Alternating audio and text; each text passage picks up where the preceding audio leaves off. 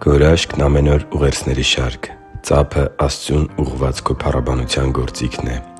Փառաբանությունն ու երկրպագությունը Տեր Աստծու հանդեպ մեր սիրո և հնազանդության դրսևորումներից են։ Փառաբանությունն ու երկրպագությունը մեր երախտագիտությունն ու պաշտամունքն են ուղղում առ Աստված։ Փառաբանությունն ու երկրպագությունը մեզ առաջնորդում են մեր սքանչելի Տիրոջ քաղցր ներկայության մեջ։ Սիրելի՛ բարեկամ, իսկ դու սիրո՞ւմ ես Տեր Աստծուն փառաբանել։ Շատերը հավատում են Աստծուն, բայց իրենց անհարմար են զգում Տեր Աստծուն փառաբանելու հարցում։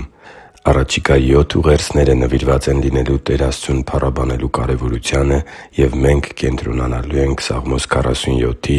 առաջին 4 խոսքերի վրա։ «Ծափ տվեք, բոլոր ժողովուրդներ, ցնծության ձայնով աղաղակե՛ք Աստծուն, որովհետև Տերը Բարձրյալ և ահեղ է, մեծ Թագավոր է ամբողջ երկրի վրա։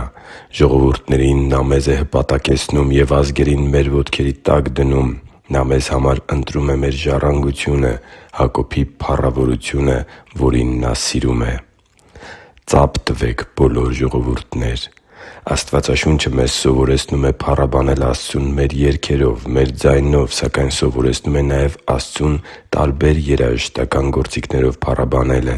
Սակայն բոլոր երաժշտական գործիքների մեջ կա մի գործիք, որը միշտ մեր ձեռքի տակ է։ Ավելի շուտ, հե՛նց մեր ձեռքերն են։ Մենք ունենք մեր պատկերացումները, թե ինչպիսին պետք է լինեն Տեր Աստծուն ուղղված հոգևոր երգերը։ Ոմանք կարծում են, թե դրանք պետք է գան դարերի խորքից և լինեն երգեհոնների երաժշտությամբ ու շարականների տեսքով։ Ոմանք էլ կարծում են, թե Աստծուն ընդունելի են միայն ժամանակակից երգերը։ Սակայն Աստվածաշունչն ավելի շատ շեշտադրում է Տեր Աստծուն փառաբանողի սիրտն ու վերաբերմունքը,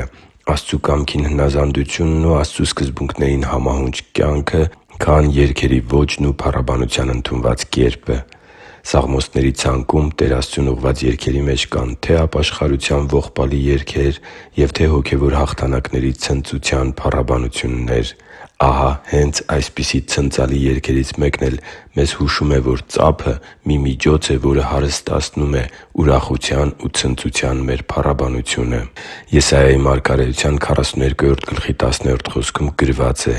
«Նոր երգ երգեք Տիրոջը, Նրա գովաբանությունն արեք երկրի ծայրերից, ով ծովագնացներ և այն լցնողներ, ով ծովեզրեր և ծովեզրի բնակիչներ» Աստծու համար թանկ ու սիրելի՛ զավակ, Աստվածաշունչն ասում է, որ Տեր Աստծուն հաճելի են նոր երգերը։ Նրա համար ծափը փառաբանության միջոց է, իսկ Իրեն ուղղված մեր երգերը ճշմարիտ երկրպագության դրսևորումներ։ Իսկ դու փառաբանո՞ւմ ես Աստծուն քո երգերով ու փառաբանության գործիքներով։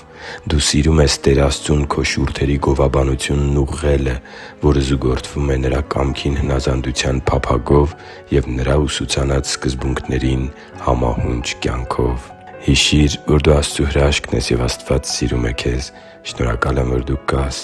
Սիրով և աղոթքով, Արման Մանուկյան։